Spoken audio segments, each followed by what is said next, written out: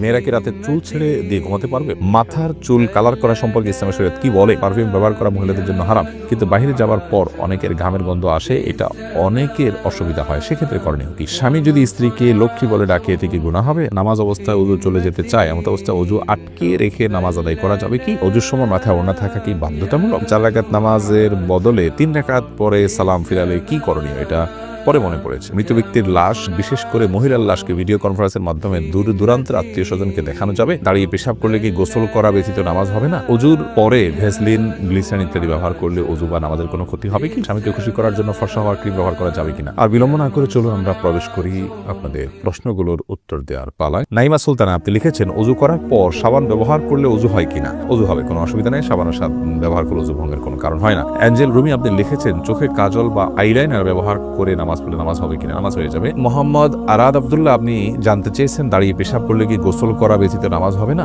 দাঁড়িয়ে পেশাব করলে যে গোসল করতে হবে এমনটি বাধ্যতামূলক নয়, বরং দাঁড়িয়ে পেশাব করার পরও আপনি গোসল ছাড়া নামাজ আদায় করতে পারেন। দাঁড়িয়ে পেশাব করতে গেলে যদি আপনার শরীরে কোথাও ছিটে ফোঁটা লাগে বা পেশাব লেগে যায়, সেই জায়গাটা আপনি ধুয়ে ফেলবেন, ধুয়ে আপনি সালাত আদায় করতে পারবেন।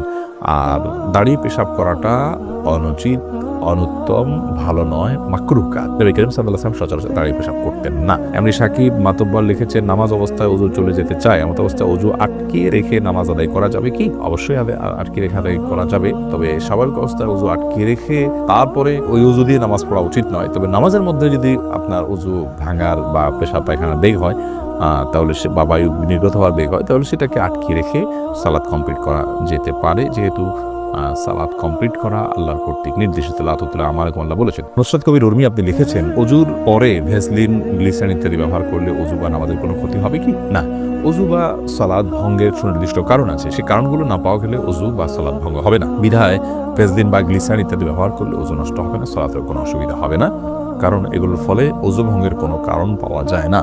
ওযু ভঙ্গের মৌলিক কারণ হলো শরীর থেকে যদি নাপাক বের হয় বা নাপাক বের হওয়ার মতো যথেষ্ট সম্ভাবনা তৈরি হয়, তাহলে সেক্ষেত্রে ওযু ভঙ্গ হয়। এছাড়া সাধারণত ওযু ভঙ্গ হয় না। অতএব ভ্যাসলিন, গ্লিসারিন ইত্যাদি আপনি ব্যবহার করেছেন, কোনো নাপাক বের হয়নি আপনার শরীর থেকে, বিধায় ওযু ভঙ্গ হবে না। সুইট আপেল আশিক এআইডি থেকে আপনি লিখেছেন, গরুর ভুঁড়ি খাওয়া যাবে, জায়েজ হবে কি? গরুর ভুঁড়ি খাওয়া জায়েজ আছে। আপনি যদি খেতে আপনার রুচিতে না করলে আপনি খাবেন না, এটা আপনার রুচির ব্যাপার, কিন্তু এটাকে পাক করে ধুয়ে পরিচ্ছন্ন করে আপনি খেতে পারেন, জায়েজ আছে। সুমন আহমেদ আপনি লিখেছেন, 4 রাকাত নামাজের বদলে 3 রাকাত পরে সালাম ফিরালে কি করণীয়? এটা পরে মনে পড়েছে। ফরজ নামাজ যদি 4 রাকাত যায়, 3 রাকাত সালাম ফিরিয়ে ফেলেন, তৎক্ষণাৎ মনে পড়লে তো আরেক রাকাত পরে শেষ হতে সুদিন নামাজ হয়ে যাবে। কিন্তু আপনি উঠে চলে গেছেন, অন্য কাজ করছেন, তারপরে মনে পড়েছে, তাহলে আবার আপনাকে সে সালাত আদায় করতে হবে। আয়েশা আক্তার দারুদ্দোলান আপনি লিখেছেন, পারফিউম ব্যবহার করা মহিলাদের জন্য হারাম, কিন্তু বাইরে যাওয়ার পর অনেকের ঘামের গন্ধ আসে, এটা অনেকের অসুবিধা হয়, সেক্ষেত্রে করণীয় কি? তাহলে সেক্ষেত্রে ঘামের গন্ধ যাতে না আসে, সেই পরিমাণ হালকা, যেটা দূরের অন্য কোনো মানুষের নাক পর্যন্ত যায় না, জাস্ট দুর্গন্ধ দূর করতে পারে, এইটুকু আপনি ব্যবহার করবেন। ইসরাজান আপনি লিখেছেন, স্বামীকে খুশি করার জন্য ফর্সা হওয়ার ক্রিম ব্যবহার করা যাবে কিনা? ফর্সা হওয়ার ক্রিম সম্পর্কে আগে আমরা বলেছি, এটা থেকে আদতেই কি পরিপূর্ণ মানুষের রং চেঞ্জ হয়ে যায় কিনা? যদি পূর্ণ রং চেঞ্জ হয়ে মানুষের আকৃতি পরিবর্তন হয়ে যায়, তাহলে সেটা তো জায়েজ নয়। আর হালকা একটু ফর্সা দেখায়, এরকম যদি হয় তাহলে ঠিক করা যেতে পারে। এরপরে আব্দুল মা এআইডি থেকে আপনি লিখেছেন, মাথার চুল কালার করা সম্পর্কে ইসলামের শরীয়ত কি বলে? মাথার চুল কালার করতে পারেন, বিশেষ করে সাদা যখন হয়ে যায়, তখন নবী করিম সাল্লাল্লাহু আলাইহি ওয়াসাল্লাম এর হাদিস অনুযায়ী এটাকে কালার করাটাই হলো উচিত এবং সুন্নাহ। তিনি বলেছেন, ইহুদিরা সাদা চুল রাখে, তোমরা এটাকে কালার করবে, ওয়াজান্নিবুস সাওয়াদ, তবে তোমরা কালো কালার থেকে বিরত থাকবে। অতএব মেহেদি বা এই জাতীয় কোনো ন্যাচারাল কোনো কিছু যদি আপনি কালার করতে পারেন, সেটা সুন্নাহ। এরপরে প্রশ্ন করেছেন হাবিবা, আপনি লিখেছেন, ওযুর সময় মাথায় ওড়না থাকা কি বাধ্যতামূলক? ওযুর সময় মাথায় ওড়না থাকা বাধ্যতামূলক নয়, বরং মাথার ওড়না ফেলে কেউ যদি ওযু করেন, ওযু করতে পারেন। যদি তাকে কোনো গায়রে মাহরাম পুরুষ দেখার আশঙ্কা না থাকে, তিনি মাথার কাপড় চোপড় ফেলে, ওড়না ফেলে মাথার, তারপর তিনি ওযু করতে পারেন। বরং আমরা যখন ওযু করার জন্য মুখমণ্ডল ধৌত করব, তখন আমাদের কাপড় যদি মাথায় থাকে, অর্থাৎ ওড়না যদি টানা থাকে, তাহলে সেক্ষেত্রে এগুলোতে কিছুটা হলো পানি লেগে যাবে, ভিজে যেতে পারে। এই জন্য মাথার ওড়না না রেখে ওযু করা যাবে। যদি মাথার ওড়না রেখে আপনি ওযু করেন এবং আপনার ওড়না খুব একটা না ভেজে আপনার অসুবিধা না হয়, আপনি করতে পারেন।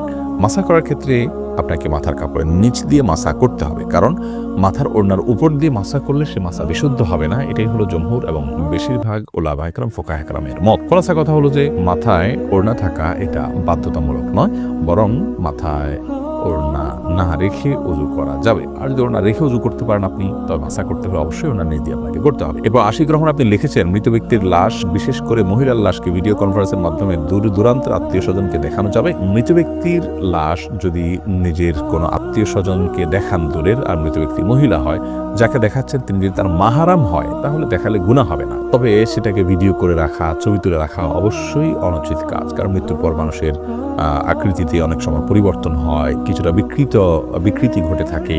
এগুলোকে ধারণ করা, রাখা বা বিভিন্ন জায়গায় প্রচার করার সময় মৃত ব্যক্তির জন্য অপমানের হয়, যেটা তিনি জীবদ্দশায় হয়তো পছন্দ করতেন না যে তার বিকৃত কোনো রোগকে কেউ প্রচার করুক, সেজন্য রেকর্ড করে রাখা অনুচিত। তবে লাইভে যদি দেখানো হয় তার কোনো মাহরামকে, যাতে পর্দার কোনো বিধান লঙ্ঘন না হয়, তাহলে সেক্ষেত্রে কোনো হারাম কিছু হবে না বলে আশা করি। তবে মনে রাখতে হবে, খুব দ্রুততার সাথে আপনার দাফন কাফনের ব্যবস্থা করা, এই সমস্ত লাইভ কনফারেন্স এগুলো করতে যেন খুব বেশি বিলম্ব না করা হয়, সে বিষয়টি অনেক গুরুত্বপূর্ণ। কারণ আশ্রয় জানাজা দিতে আসছে, জানাজা খুব দ্রুততার সাথে তোমরা দাও। ওমর ফারুক আপনি লিখেছেন, ওযু নষ্ট হয়ে গেলে আবার উযু করে মোজার উপর মাসা করলে কি হবে? ওযু যদি নষ্ট হয়ে যায়, নতুন করে ওযু করেছেন, পরিপূর্ণ ওযু করেছেন, সে ওযুতে পাও ধুয়েছেন, এরপরে আপনি যদি মোজা পরেন, সে মোজার উপরে আপনার বাসাবাড়িতে থাকলে 24 ঘন্টা পর্যন্ত যতবার উযু করবেন, আর মোজা না খুলে পাও ধোয়ার পরিবর্তে মোজার উপরে এভাবে ভেজা হাত টেনে দিয়ে মাসা করলে চলবে। শর্ত হলো মোজা চামড়ার হতে হবে, অথবা এমন কাপড়ের মোজা হতে হবে যেটা অত্যন্ত শক্ত, অত্যন্ত মজবুত। এমন না হয় যে মাসা করলেন আর ভিতরে ভিজে গেল, কিংবা মোজা পরলেন তো আপনার চামড়া দেখা গেল এত পাতলা, খুব বেশি ঠুনকো। বরং খুব মজবুত ধরনের কাপড়ের মোজা যদি হয়, যেটা পরে দীর্ঘ পথ হেঁটে যাওয়া যায়, এরকম মোজার উপরে মাসা করা জায়েজ হবে। দিলেরিয়া আরিফ আপনি লিখেছেন, স্বামী যদি স্ত্রীকে লক্ষ্মী বলে ডাকে, এতে কি গুনাহ হবে? না, এতে গুনাহ হবে না। তবে লক্ষ্মী এটা হিন্দুদের দেবতার নাম হওয়ার কারণে এইভাবে এটা না রেখে এটা বোঝায় এরকম অন্য কোনো কিছুতে ডাকা ভালো। তাছাড়া কারোর প্রতি ভালো লক্ষণ আছে, এসব গুলোর ভিত্তিতে অনেক সময় লক্ষ্মী বলা হয়। তো এই সমস্ত দৃষ্টিকোণ থেকে লক্ষ্মী বলা জায়েজ নয়।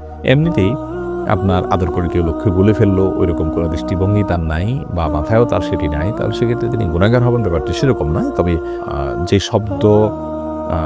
যে শব্দের ব্যবহার ভিন্নধর্মী মানুষরা বিভিন্ন বিশ্বাস থেকে করে থাকে, সেটার বিকল্প শব্দ থাকলে আমরা সেটি ব্যবহার করা অবশ্যই ভালো। আরফাতুন নাহার মুন্নি আপনি লিখেছেন, বংশের কেউ যদি সুসাইড করে মারা যায়, তার জন্য পরিবারের এবং বংশের অনেকে জাহান্নামে যাবে, কথাটা কি সত্য?